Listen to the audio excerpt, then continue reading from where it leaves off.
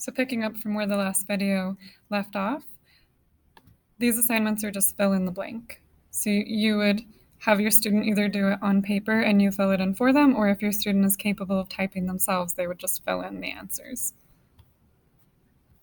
So those are the 3 types of assignments we're going to see in week 2 for language arts. So then when you're finished, like I said, if you're not finished, you just click the X, it saves all the information that you input. But then when you are finished and you're ready to submit for a grade, you go to File, Email as an attachment, email it to my email address, atoconnor@graniteschools.org.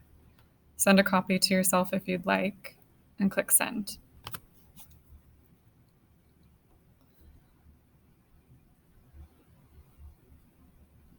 And it takes just a minute to send.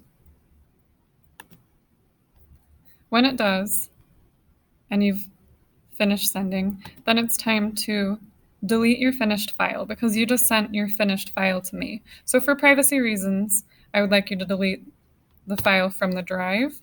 So then you go to File, move to Trash, and then you just click Go to Docs home screen.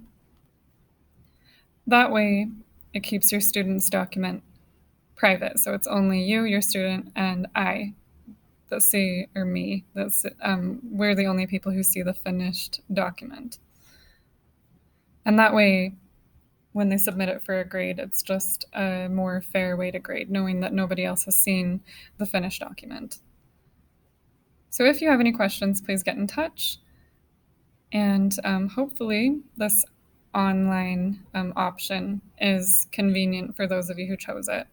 If not, I'm always open to changing the format of how we do things, or if you change your mind and would like to go back to paper copies, that's fine as well. But for those of you who did select the online option, this is how I've set it up at this point.